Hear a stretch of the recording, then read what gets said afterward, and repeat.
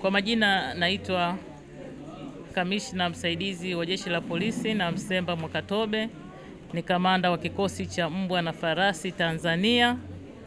Hapa nipo na maofisa, wakaguzi na askari wa vyombo mbalimbali ambao wametoka katika mikoa yote ya Tanzania bara na visiwani kutoka katika kikosi hiki cha Mbwa na Farasi.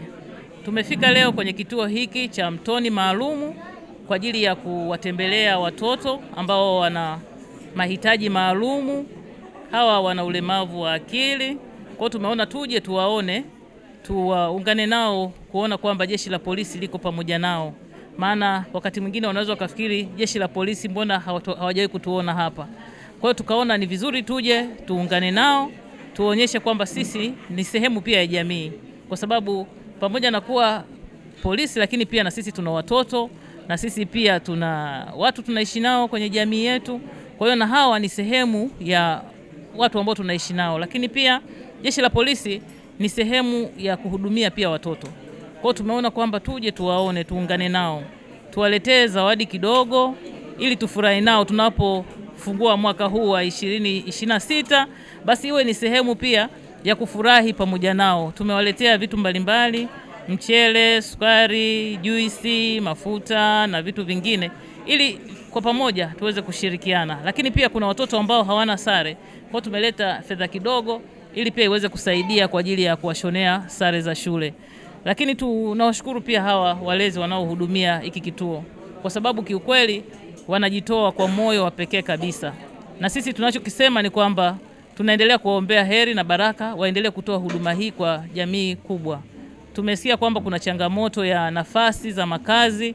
Hilo na sisi tumelichukua, na sisi pia tutaendelea kulifanyia kazi kuona namna gani tunasaidiana nao kuongeza uwezo wa kuhudumia wengi, kwa sababu wanasema wengi wanatamani kuingia hapa lakini nafasi hairuhusu.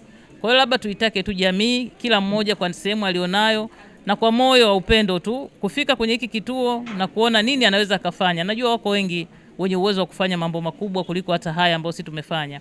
Kwa hiyo jamii yote, kila mmoja kwa nafasi yake apate nafasi aweze kutembelea kituo hiki, ama wasiliane nao aweze kutoa huduma ambayo inaweza kufanyika ili kuwasaidia hawa watoto waendelee kukua vizuri. Tunawategemea, maana ndio jamii ya baadaye.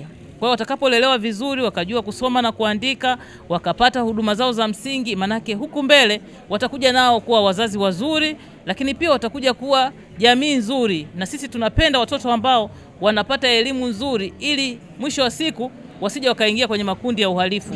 Lakini wao ni watoto ambao wataishi kuhakikisha jamii yetu inaendelea kuwa salama na wananchi wote wanafanya shughuli zao za maendeleo. Na sisi kama jeshi la polisi tunatazama dira 2050 inafikiwaje. Ni wananchi kuwa salama na kufanya shughuli zao za maendeleo bila bugudha yoyote. Kukiwa na amani na utulivu, kila mmoja atafanya shughuli zake na tutafikia hii dira ya 2050.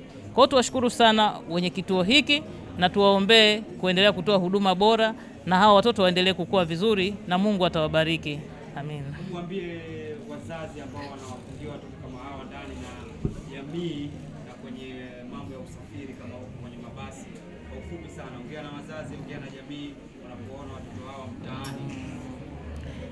Kila mzazi aone kwamba kuna haja ya kumsaidia huyu mtoto. Unapomfungia mtoto ndani, manake unamkosesha haki yake ya msingi ya kupata elimu, lakini haki yake ya msingi ya kupata huduma bora ya kijamii.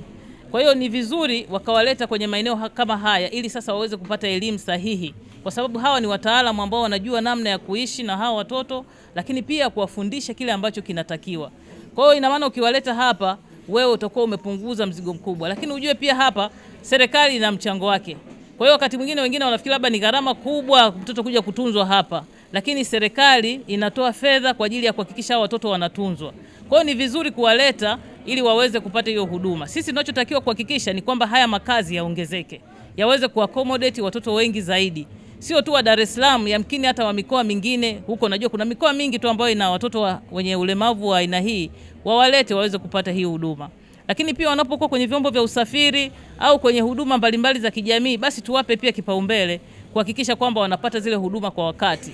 Inawezekana ameletwa hospitalini na sisi wote ni kweli ni wagonjwa wote, lakini unapomwangalia huyu mtoto ni vema ukampa kipaumbele akahudumiwa kwanza, na wewe pia utahudumiwa. na unapowatanguliza wengine, tunaamini Mungu pia anaona na anakubariki na utapona. Hata kama ni mgonjwa, basi na wewe utapona. Kwa hiyo tuwape kipaumbele kwenye maeneo yote tunayokutana nayo. Na wako wengine ambao wanawafanyia pia ukatili kutokana na ulemavu wao. Sisi jeshi la polisi tunao madawati ambayo yanashughulikia ukatili wa kijinsia. Sasa ni vyema wazazi na jamii kwa ujumla, unaposikia mtoto mlemavu, hata kama ni mtoto mwingine yeyote amefanyiwa ukatili wa aina yoyote, toa taarifa kituo cha polisi. Utaelekezwa ilipo dawati na utahudumiwa na yule mtoto atapata haki yake. Kwa hiyo tuwasihi sana wazazi, jamii na viongozi wote kwa ujumla kwenye nafasi mbalimbali, tuhakikishe kwamba ulinzi wa mtoto unakuwa jukumu la kila mmoja na kila mtoto anapata zile stahiki zake, anapata yale mahitaji ya msingi ambayo ungetamani mtoto wako apate. Kwa sababu najua kila mzazi kuna mahitaji anayotamani mtoto wake apate. Sasa jiweke kwenye nafasi ya huyu mtoto na uone kwamba huyu ni wa kwako pia. Yale mahitaji ya msingi ambayo unatamani watoto wako wapate, basi na huyu mtoto pia apate.